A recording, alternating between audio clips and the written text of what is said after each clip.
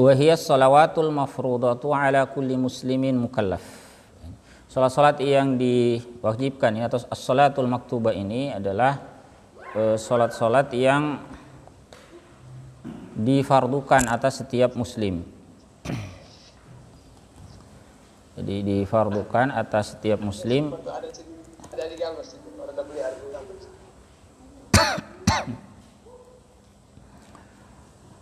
Atau yang biasa kita sebut dengan sholat 5 waktu ya. Nah, apa saja sholat 5 waktu itu? Wa hiya subuhu wa zuhru wal asru wal maghrib wal isya. Ya, jadi 5 sholat ini ya. Insyaallah sudah kita kenal semua ya. Syuri'at hadhihi sholawatu lailatan usriya bi Rasulillah sallallahu alaihi wasallam ila Baitul Maqdis tsumma urija bihi ila samawat. Syariatkan sholat ini, sholat 5 waktu ini pada malam Isra. Ini malam Rasulullah SAW diisrakan ke Baitul Maqdis, kemudian Mi'raj ke langit. Faqad faradallahu ala nabiyhi sallallahu alaihi wasallam wa sa'iral muslimina 50 salatan fil yaumi wal lailah. Jadi Rasulullah difardukan ya oleh Allah Ta'ala. Jadi Allah Ta'ala memfardukan kepada nabinya juga kepada seluruh kaum muslimin. Khamsina salatan fil yaumi wal lailah. Itu 50 salat dalam sehari semalam. Ini sudah biasa kita dengar itu ya ceritanya ya. Tsumma khaffafaha Allah azza wa jalla ila 5 shalawat. Ya, kemudian ya diringankan oleh Allah azza wa jalla itu menjadi 5 salat. Awalnya 50 menjadi 5. Fahiya khamsun fil ada'i wal fi'l wa khamsuna fil ajr. Jadi salat itu 5 dalam pelaksanaan dan pengerjaannya, tetapi 50 dalam pahalanya. Jadi ketika Allah Ta'ala telah menetapkan 50 salat yang difardukan lalu diringankan, itu pahalanya tetap. Jadi yang mengerjakan salat 5 waktu itu tidak berbeda dengan mengerjakan 50 waktu. Misalnya ini disebutkan dalam hadis riwayat Bukhari Muslim. Ja'a fi hadisil Isra'i wal Mi'raj allazi rawahul Bukhari wa Muslim. Ya. Ini terdapat di dalam hadis yang diriwayatkan ya oleh Al-Bukhari dan Muslim. Anna Rasulullah sallallahu alaihi wasallam qaal, ya, sesungguhnya Rasulullah sallallahu alaihi wasallam bersabda. Ini hadis panjang sebetulnya ya. Hadis yang cukup panjang tetapi diringkas oleh beliau. Qaal, beliau bersabda, furija an saqfi baiti wa ana bi Makkah. Ya, dibuka atap ya, pintu atap rumah Nabi SAW sementara beliau itu di Mekah ya. Jadi atap rumahku itu terbuka sementara aku berada di Mekah. Ini awal peristiwa Isra ya. Fa nazala Jibril, lalu turunlah Jibril. Tsumma akhadha bi yadayya fa araja bi ila sama. Jadi Jibril menjemput ya. Singkat cerita ya, kemudian Jibril mengambil tanganku lalu Mi'raj ya, bersamaku ke langit. Nah, kemudian ya disingkat lagi ceritanya dalam Mi'raj itu fa faradallahu ala ummati 50 shalah. Lalu Allah mewajibkan atau memfardukan atas umatku 50 salat. Faraja'tuhu. Lalu aku kembali lagi ya, bolak-balik ini Nabi SAW sesuai dengan kisah yang biasa kita dengar itu, ada usulan dari Nabiullah Musa alaihissalam untuk diringankan hingga akhirnya menjadi 5 ya. Faqala wa hiya khamsun wa hiya khamsun. Jadi Allah Ta'ala berfirman saat minta diringankan itu, maka khamsun itu adalah salat 5 waktu, wa hiya khamsun, dan juga merupakan salat 50 waktu. Artinya fil ada'i wal fi'l, dalam mengerjakan ya, menunaikannya itu 5 waktu, tetapi khamsuna fil ajr ya, 50 dalam pahalanya. Nah, kemudian ikhwafillah rahmatullahi alaikum, di penghujung hadis itu disebutkan la yubaddalul qawlu ladayya, tidak diganti ya qaul itu di sisiku. Ini ketetapan Allah Ta'ala 50 sholat itu tetap. Ya, 50 dari segi pahalanya tetap dihitung. Tidak berubah. Yang berubah itu pelaksanaannya yang menjadi 5 waktu. Was-sahihu anna hadisatal Isra'i kanat qabla hijratin Nabi sallallahu alaihi wasallam. Atau was-sahihu yang sahih anna hadisatal Isra, bahwa peristiwa Isra kanat qabla hijratin Nabi alaihi salatu wassalam ila al-Madinati bi 18 syahra. Itu terjadi sebelum hijrahnya Nabi alaihi salatu wassalam ke Madinah 18 bulan. Kurang lebih 18 bulan sebelum hijrah. Ya, 1,5 tahun lebih lah sebelum hijrah. Jadi masih fase Mekah. Wa idzan fa inna shalawatil khamsal maktubata nasakhatir rak'ataini allataini kanata fis shabahi wal masa. Ya. Maka dengan demikian salat 5 waktu yang diwajibkan itu menghapuskan 2 rakaat sebelumnya, ya, yang dilaksanakan pagi dan petang. Di pertemuan lalu kan kita sudah sampaikan, ya, bahwa salat awal, ya, yang disyariatkan itu adalah 2 waktu pagi dan di waktu petang. Nah, setelah turunnya perintah Isra Mi'raj, Nabi berangkat. Setelah itu dalam peristiwa Mi'raj Allah Ta'ala memfardukan sholat 5 waktu, menghapuskan sholat sebelumnya. Nah, itu, ya, sedikit pengantar. Sekarang kita akan lihat dalilu masyru'iyatiha, dalil pensyariatan sholat 5 waktu ini atau sholat fardu ini. Sabatat masyru'iyatus sholati bi ayatin katsiratin min kitabillah. Jadi ditetapkan pensyariatan sholat itu berdasarkan ayat-ayat yang banyak, baik, ya, min kitabillah, dari kitabullah yang dari Al-Qur'an, wa bi ahaditsa katsirah, dan juga hadis-hadis yang banyak, ya. Wa bi ahaditsa katsiratin min sunnati Rasulillah sallallahu alaihi wasallam, dari sunnah Rasulullah sallallahu alaihi wasallam. Nah, kalau ayatnya misalnya dalam surah Ar-Rum sini, ya. Sudah pernah kita baca juga ini ayat, ya. Fa minal Qur'an, ya, ayat Al-Qur'an itu qauluhu ta'ala, firman Allah Ta'ala dalam surah Ar-Rum ayat 17 dan 18. Fa subhanallahi hina tumsuna wa hina tusbihun wa lahul hamdu fis samawati wal ardi wa 'ashiyyan wa hina tuzhirun. Maha suci Allah ketika kalian berada di waktu petang dan di waktu pagi, ya, segala puji baginya, ya, di langit dan di bumi, kemudian di waktu sore dan ketika kalian berada di waktu siang, hina tuzhirun, ya. Nah, ketika mengomentari ayat ini, qala Ibnu Abbas radhiyallahu anhuma, Ibnu Abbas radhiyallahu anhuma itu berkata, arada bi qaulihi hina tumsun, yang dia maksudkan dengan firman-Nya hina tumsun, ini ketika kalian berada di sore hari, itu maksudnya adalah salat al-maghribi wal isya. Di waktu sore petang, ya, itu adalah waktu maghrib dan juga isya. Wa hina tusbihun, ketika kalian berada di pagi hari, maksudnya adalah salat as-subuh, ya, salat subuh. Wa asyian, dan di waktu sore itu maksudnya adalah salat al-asr. Kemudian satu lagi wahina tuzhirun, itu maknanya adalah salat az-zuhr. Jadi dalam surah Ar-Rum ayat 17 dan 18 ini ada salat 5 waktu, ya, sebagaimana penjelasan Ibnu Abbas radhiyallahu anhu. Ayat yang lain misalnya dalam surah An-Nisa, ya. Ini juga ayat terkenal, ya. Wa qauluhu ta'ala innas salata kanat 'alal mu'minina kitaban mauquta. Ini penggalan ayat sebetulnya, penghujung ayat 103 dari surah An-Nisa.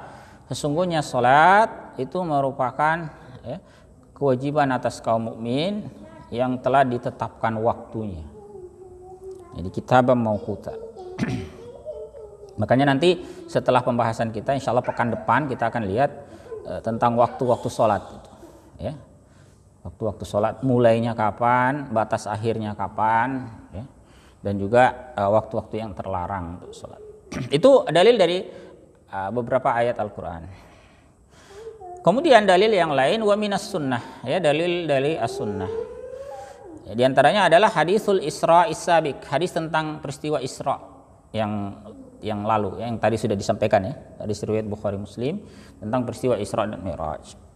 Kemudian hadis yang lain juga riwayat Bukhari Muslim, wa ma rawahul Bukhari wa Muslimun an Ibni Abbasin radhiyallahu anhuma anna an-nabiy sallallahu alaihi wasallam ba'atha Mu'adzan radhiyallahu anhu ila al-Yaman faqala, ya, dari Ibnu Abbas radhiyallahu anhuma, sesungguhnya Nabi sallallahu alaihi wasallam mengutus Mu'adz radhiyallahu anhu, Mu'adz bin Jabal ini, ke Yaman. Lalu beliau bersabda, ud'uhum ila syahadati alla ilaha illallah wa anni Muhammadar Rasulullah. Ajak mereka, seru mereka untuk apa? Bersaksi bahwa tiada ilah, tiada Tuhan kecuali Allah, dan bahwa aku Muhammad itu adalah Rasulullah, utusan Allah. Itu perintah beliau SAW kepada Mu'adz bin Jabal radhiyallahu anhu. Kemudian beliau menambahkan, fa inhum ata'u lidzalik, kalau mereka taat, ya, kepada hal itu, artinya melaksanakan, mereka masuk Islam. Bersyahadat itu kan artinya masuk Islam.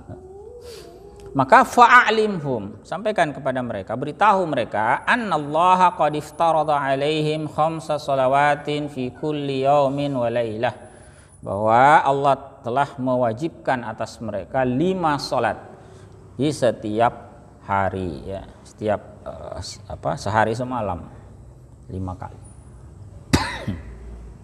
Ya, itu hadis yang lain satu lagi, ya. Wa qaluhu sallallahu alaihi wasallam lil a'rabi alladhi sa'alahu amma yajibu alaihi minas shalah.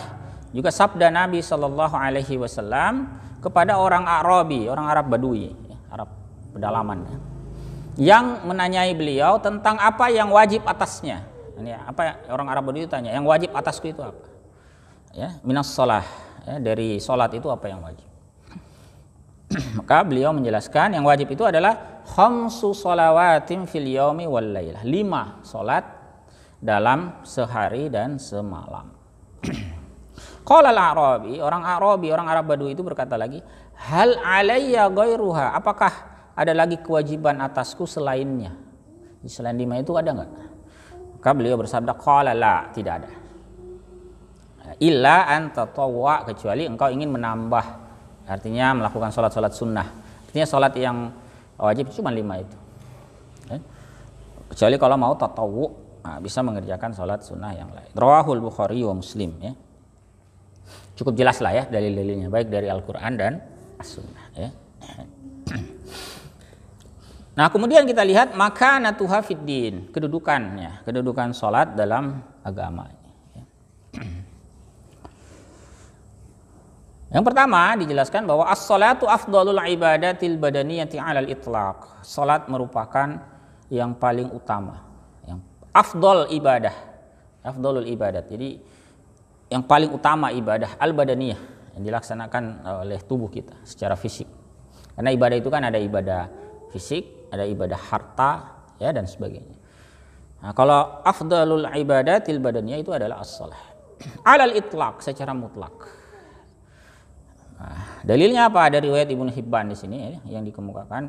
Faqad jaa'a rajulun yas'alun nabiyya sallallahu alaihi wasallam an afdhalil a'mali faqala lah. Datang, ya, seorang bertanya, ya, menanyai Nabi SAW tentang afdhalul a'mal, amal yang paling utama. Faqal, beliau bersabda apa? As-shalah. Ya. Qal, kemudian orang itu bertanya lagi, summa mah? Kemudian apa? Qal summa shalah, kemudian salat. Qal, bertanya lagi, summa mah, apa lagi? Kemudian apa lagi? Qala as-shalah.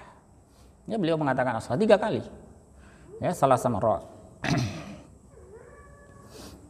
Ini uslub, ya, uslub Nabi SAW menjelaskan betapa pentingnya salat itu. Yang paling utama itu, ya, nomor 1 salat. Kedua apa? Salat. Apa lagi? Salat, ya. 3 kali beliau katakan. Ini hadis rawahu Ibnu Hibban, ya. Kemudian yang lain, ini hadis riwayat Bukhari Muslim, ya. Wa qad sabata fis sahihain, ya.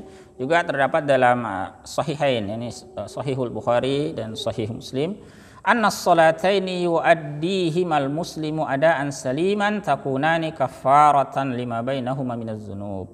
Bahwa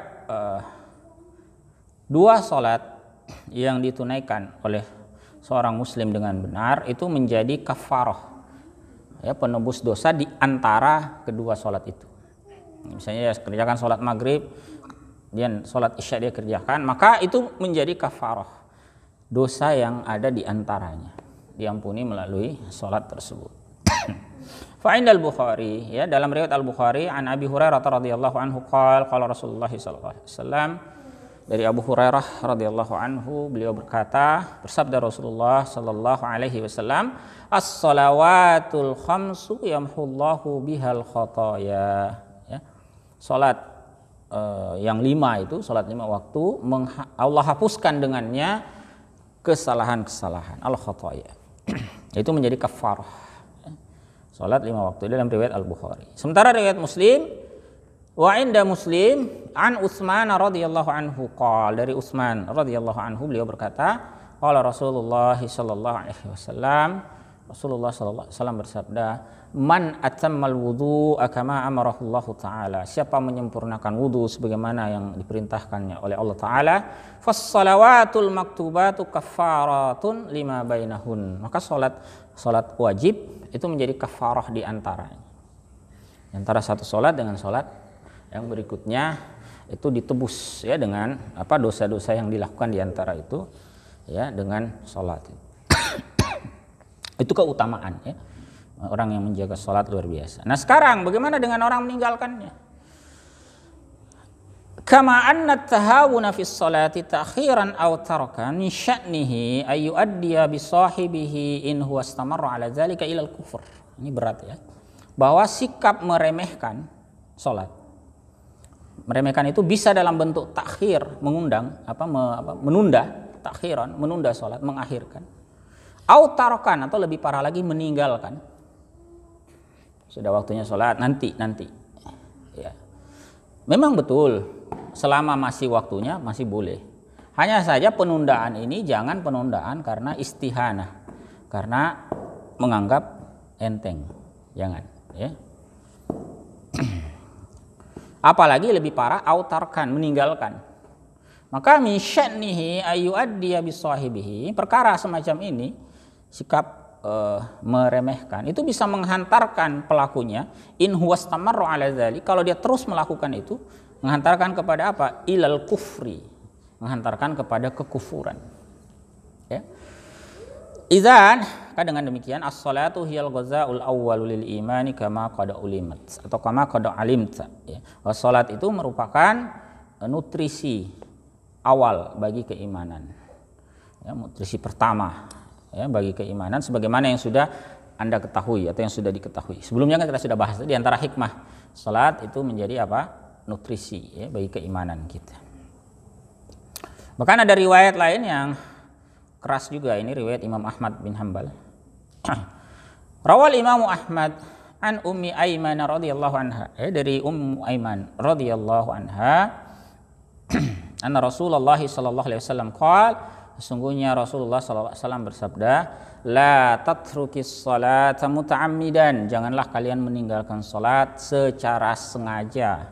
Fa innahu man tarakas salata muta'ammidan, karena sesungguhnya siapa yang meninggalkan salat secara sengaja, faqad bari'at minhu zimmatullahi wa rasuli, maka sungguh telah terlepas darinya tanggungan Allah dan Rasulnya.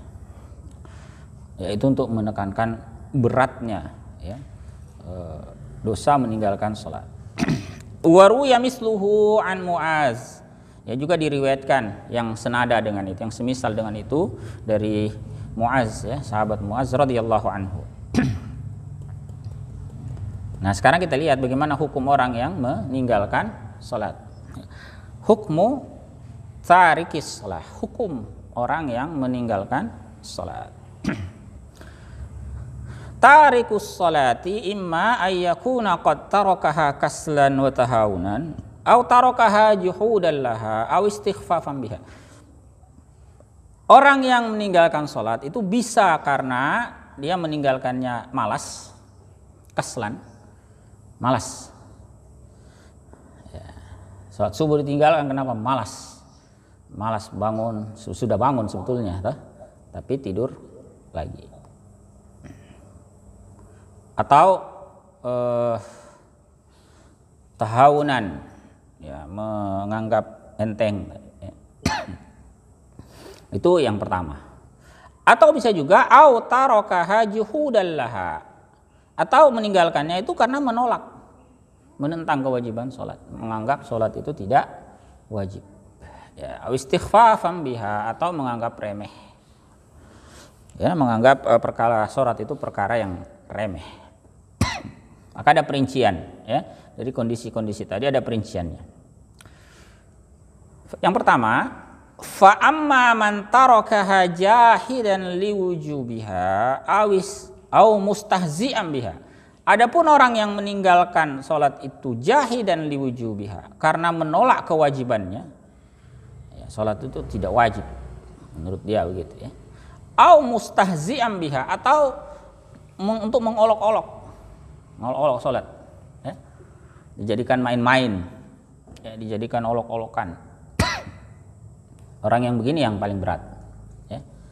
Kenapa? Dalam mazhab Syafi'i, fa innahu yakfuru bidzalika wa yartaddu 'anil Islam. Dia kafir dengan perbuatan itu dan murtad dari Islam.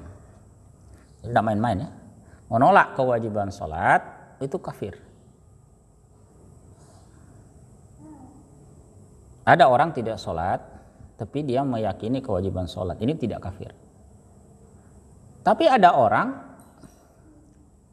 tidak sholat karena menolak kewajiban sholat. Nah, ini kafir yang begini. Ya, beda, ya.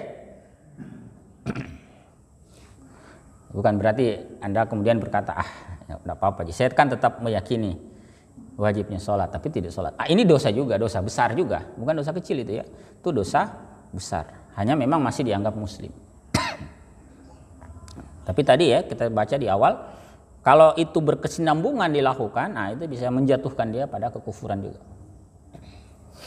Nah, ini keadaan pertama, ya, meninggalkan sholat, menolak kewajibannya, maka atau dia mengolok-olok, ya, sholat itu, maka dia jatuh kepada kekufuran, murtad. Fayajibu 'alal hakimi ay ya'murahu bit-taubah. Wajib atas hakim untuk memerintahkannya bertaubat. Orang begini ini dihukumi dalam Islam itu dalam mahkamah, dalam peradilan. Bukan seperti sekarang, ya.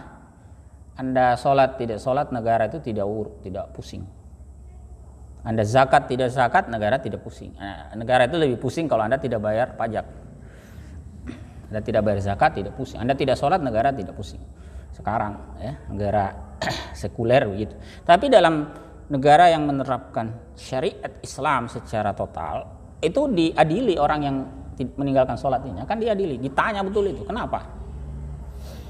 Nah, misalnya dia nomor 1, sholat itu tidak wajib, ngapain saya sholat? Nah, yang seperti ini maka wajib ayya'murahu bit-taubah.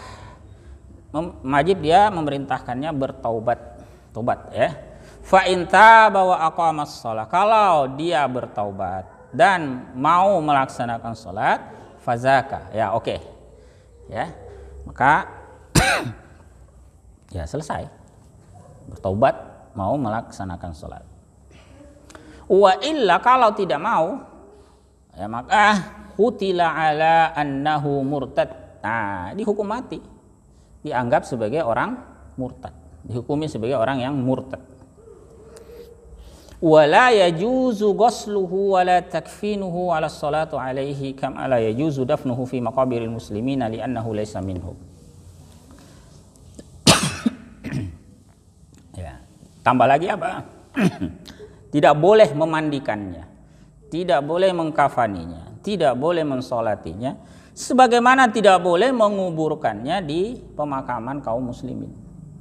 Mengapa? Li'annahu laisa minhum, karena dia bukan termasuk kalangan mereka, bukan bagian dari kaum muslimin. Jadi tadi kan dihukumi dia yakfuru wa yartad, dia kafir dan murtad, maka meninggal tidak dimandikan, tidak disolatkan, ya, tidak dikafani, tidak disolatkan, tidak dikubur di pekuburan kaum muslim. Ini yang paling berat, ya. Jadi menolak kewajiban sholat. Nah, yang berikut, Wa amma in tarakaha kaslan wa huwa ya'taqidu wujubah. Adapun yang meninggalkannya karena malas, tetapi dia masih meyakini kewajibannya, maka ini diadili juga. Ya, jangan salah, yang begini diadili juga. Dalam peradilan Islam bagaimana? Fa innahu yukallafu min qibalil hakimi biqada'iha wat taubati an maksiyati tark. Ya, maka dia ditaklif, dibebankan apa hukumannya apa dari al-hakim itu untuk mengqadanya. Berapa sholat yang Anda tinggalkan? Wah, 10 tahun saya tidak sholat ini. Betul itu, dalam peradilan itu dihitung berapa. Jadi 10 tahun, 10 kali 5 waktu tuh. 10 kali berapa ya? Sehari 5. Setahun 360 sekian kali 5. Habis itu dikali 10 lagi. Segitu banyak. Itu diperintahkan. Itu jadi putusan, vonis pengadilan. Kemudian wat taubati an maksiatit tark. Dia juga wajib bertaubat dari maksiat itu, meninggalkan sholat.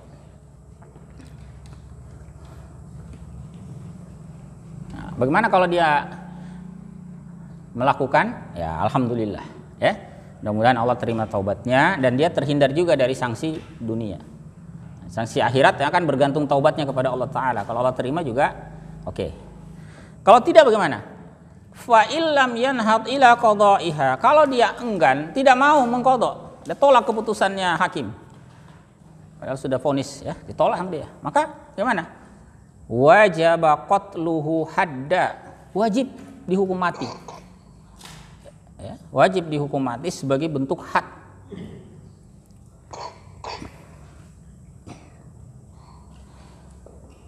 Ay yu'tabaru qatluhu haddan minal hududil masyru'ati li usatil muslimina wa dari dianggap atau dikategorikan hukuman matinya itu sebagai had, di antara had-had yang disyariatkan bagi orang-orang yang durhaka, ya, dari kalangan kaum muslimin. Sebagaimana ada had yang lain, misalnya had pencuri itu kan dipotong tangannya, had zina, ya, had apalagi, ya. Nah, sholat juga sama, ada hadnya. Meskipun yang pertama tadi itu juga dihukum mati, beda dengan yang kedua ini. Kalau yang kedua ini kan masih dihukumi muslim.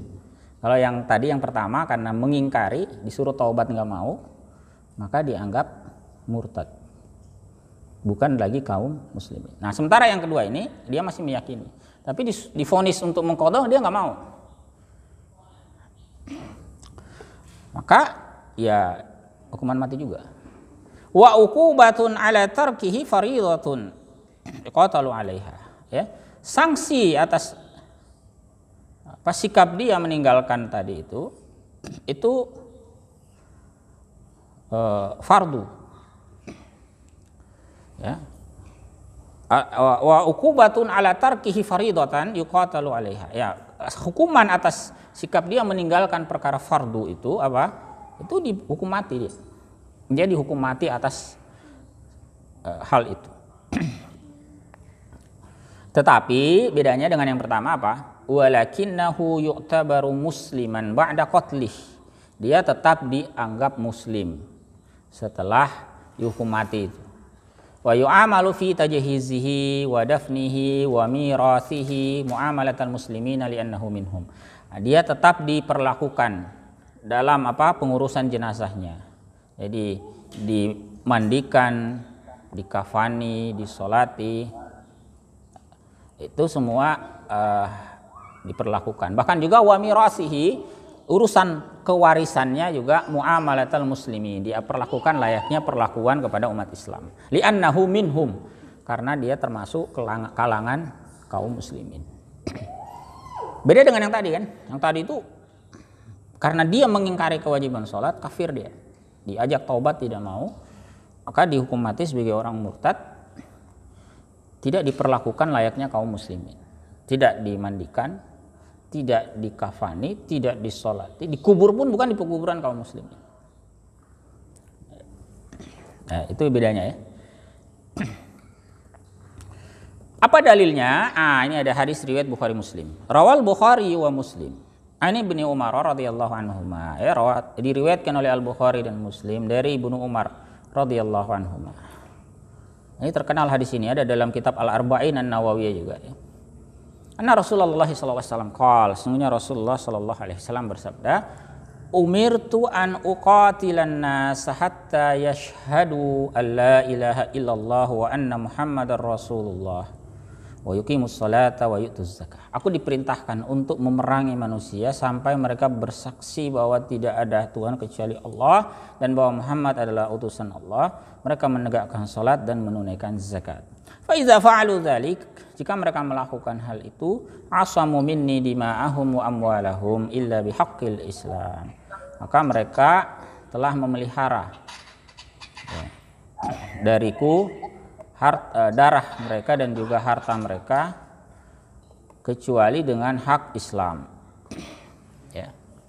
Artinya kalau sudah melakukan tadi ya, bersyahadat, melaksanakan sholat, menunaikan zakat, terpelihara, tidak boleh diperangi. Kecuali ada pelanggaran ya, hukum Islam ya. Misalnya dia membunuh orang lain tanpa hak. Ya ada juga hukuman mati tentang itu ya. Kisos ya. Atau misalnya dia berzina padahal dia sudah menikah ya, dan sebagainya. Tapi kalau tidak melakukan itu maka terpelihara. Wa hisabuhum 'ala Allah. Adapun hisab mereka itu atas Allah taala. Dalal hadis ya, ditunjukkan oleh hadis itu ala anna man aqarra bisyahadatain, bahwa orang yang telah bersyahadat pun yuqatalu illam yuqimis shalah. Itu bisa diperangi jika tidak menegakkan salat.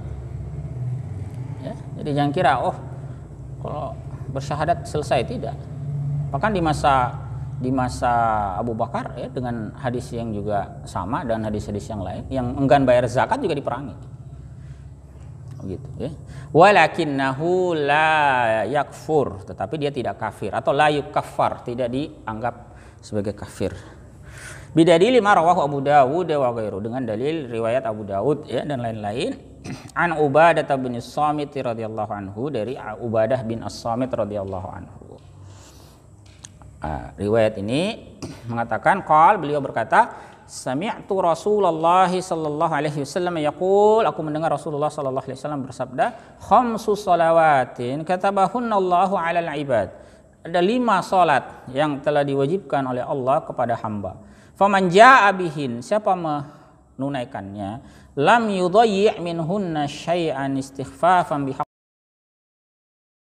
bihaqqannya, sedikit pun ya, karena meremehkan haknya, maka artinya dia tunaikan dengan baik. Kana lahu indallahi ahdun ayyudkhilahul jannah, maka dia memiliki di sisi Allah ya, memiliki jaminan akan dimasukkan ke dalam jannah. Wa man lam ya'ti bihin, siapa yang tidak melaksanakannya, falaisa lahu indallahi ahdun, maka dia tidak punya jaminan di sisi Allah. Insya'a azabah, kalau dia berkehendak dia akan mengazabnya.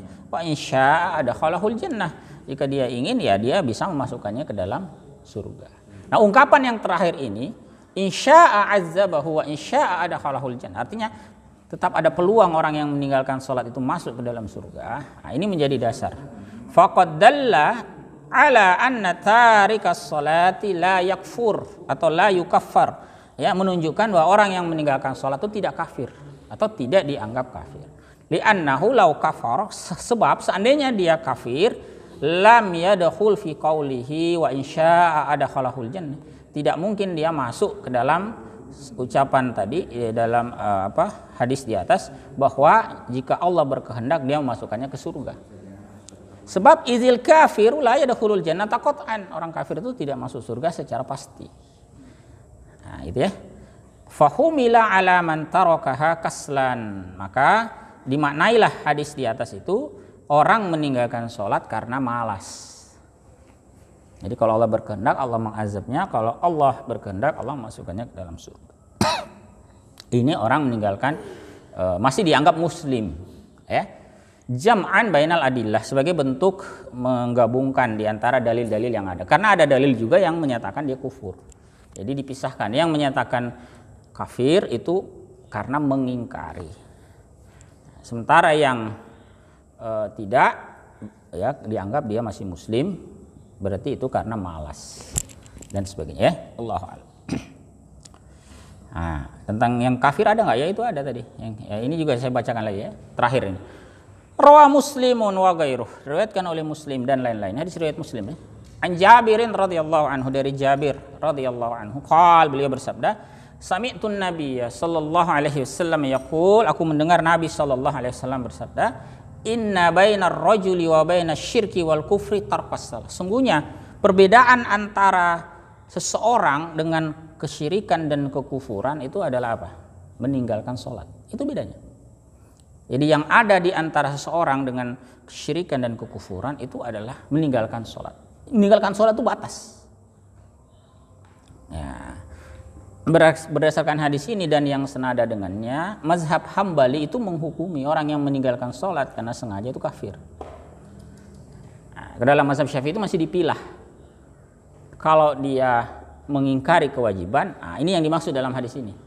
Kalau dia meyakini tapi malas, nah itu masuk hadis yang tadi di atas itu sebelumnya. Ya. Wa huwa mahmulun ala tarki juhudan wa inkaran li fardiyatiha aw istihza'an biha wa istighfafan bisyaniha. Hadis ini dimaknai meninggalkan sholat karena menentang dan mengingkari kefarduannya, atau karena meremehkan dan menganggap enteng perkara sholat. Ya, mudah-mudahan bisa dipahami ikhwafillah ya, rahmatullahi alaikum. Wallahu a'lam bissawab ya. Kita buka sedikit ya diskusi, kalau ada ya, siapa tahu ada hal-hal yang mengganjal ingin dipertajam, bisa kita sesi diskusi. Silakan Prof. Ya.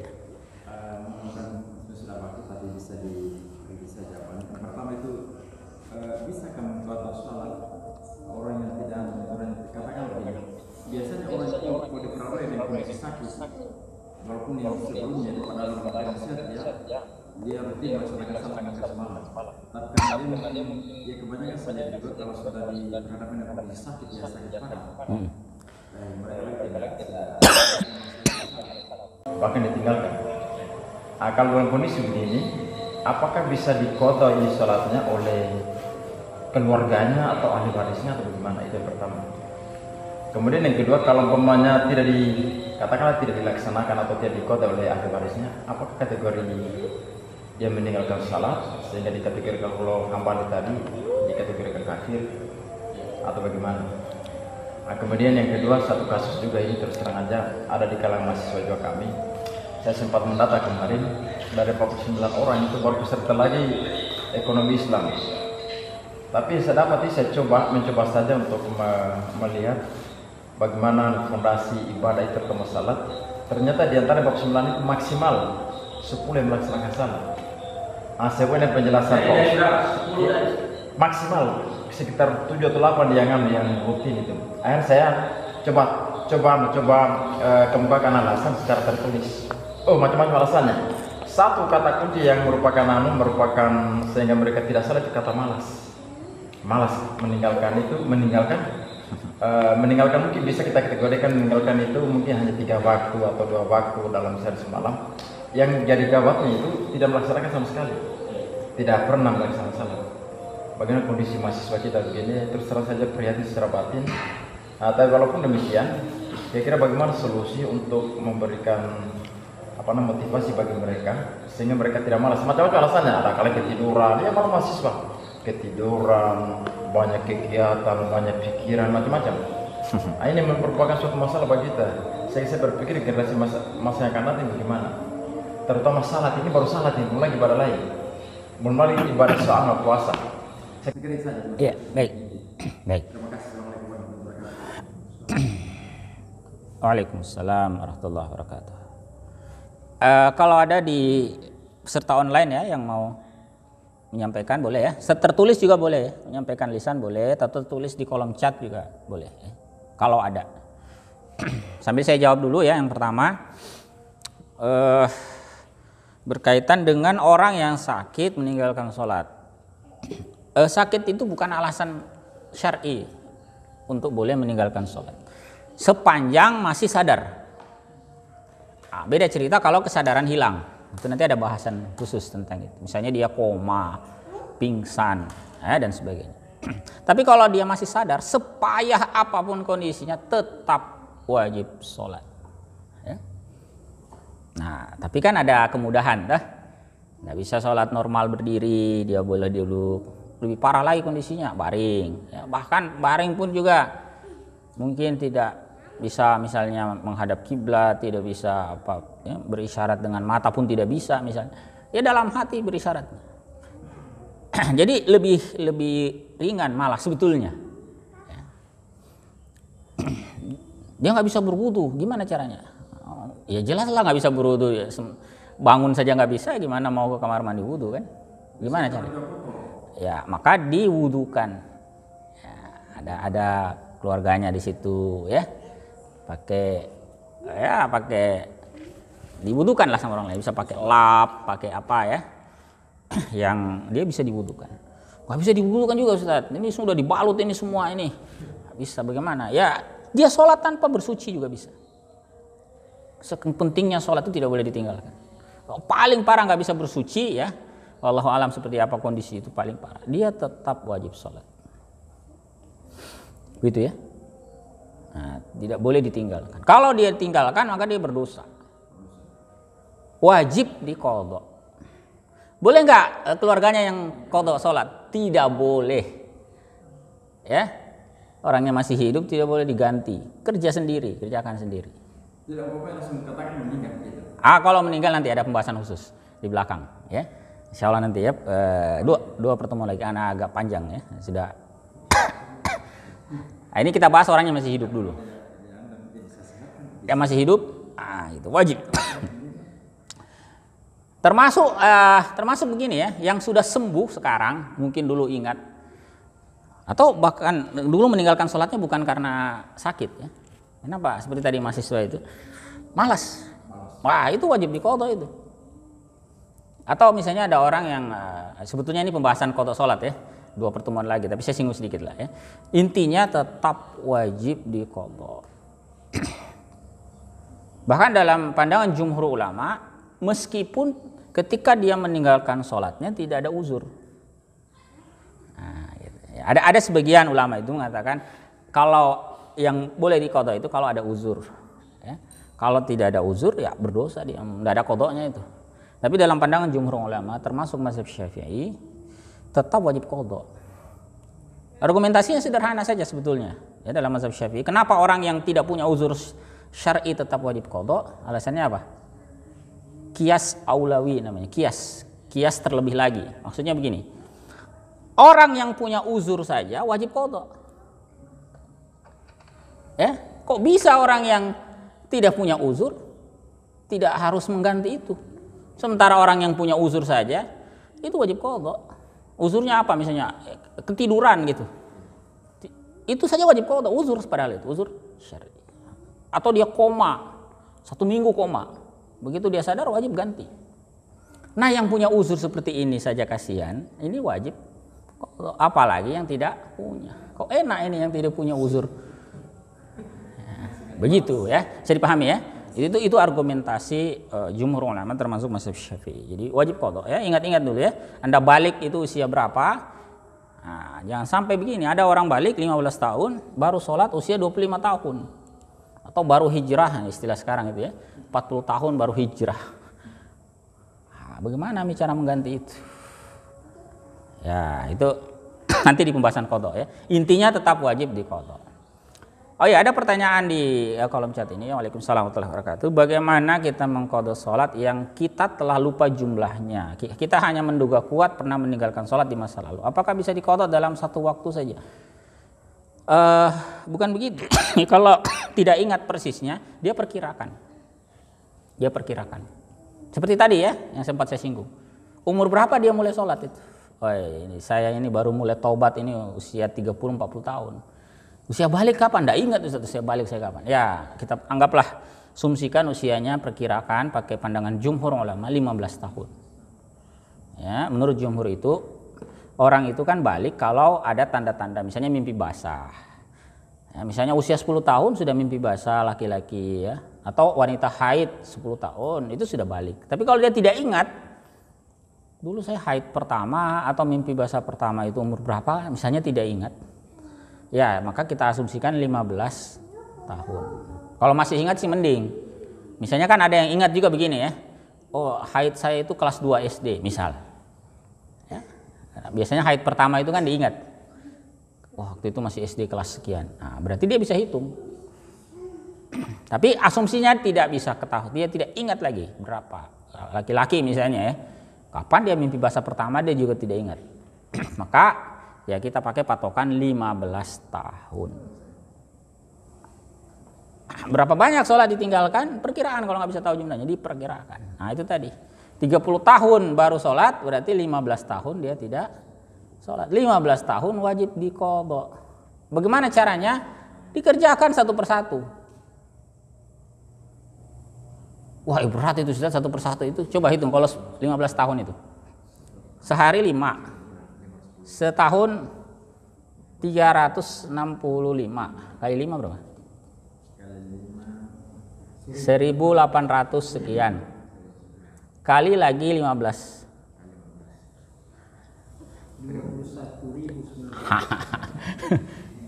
Kuat segitu ngerjainnya. Nah, bukan begitu. Ya caranya ya diajar kita para ulama. Misalnya Ibnu Hajar itu ngajari kita gini. 15 tahun toh? 15 tahun kan? 15 tahun meninggalkan sholat. Gimana caranya? Anda mengqadha setiap selesai sholat 5 waktu. Mulai sekarang nih misal ya. Mulai sekarang ini. Setiap habis sholat isya lagi mengqadha. Nanti sholat subuh, setelahnya sholat subuh lagi. Tapi sholat subuhnya jangan di masjid lah, di rumah lah. Biar nanti orang-orang tidak bingung. Ini orang sholat apa habis? Pulang, Anda pulang dulu. Di rumah baru Anda sholat subuh. Begitu kan? Iya nggak apa-apa.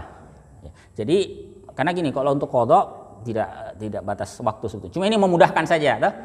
Memudahkan. Jadi setiap selesai sholat fardu kita qadha. Kalau Anda lakukan ini 15 tahun, berarti selesai. Paham maksudnya? Kalau Anda mau lebih cepat, ya Anda gandakan. Saya maunya 5 tahun saja Ustaz. Berarti Anda mengqadha 3 kali. Setiap kali sholat fardu selesai. Jadi sudah sholat isya lagi 3 kali. Paham maksudnya? Ya? Jadi 5 tahun kelar. Itu cara contoh ya. Ya kemukakan oleh para ulama kita. Memang wajib diqadha itu. Ya. Mudah-mudahan bisa dipahami ya. Kalau bingung nanti kita akan bahas lagi kembali itu ketika membahas tentang qadha salat ya. Insyaallah nanti ada mungkin 2 kali lagi pertemuan setelah kita bahas tentang waktu-waktu salat. Insyaallah setelahnya itu ada pembahasan tentang qadha salat ya. Saya mohon maaf bila ada hal-hal yang kurang berkenan. Semoga Allah taala senantiasa melimpahkan keberkahannya kepada kita semua. Subhanakallahumma wa bihamdik asyhadu an la ilaha illa anta astaghfiruka wa atubu ilaik. Assalamualaikum warahmatullahi wabarakatuh.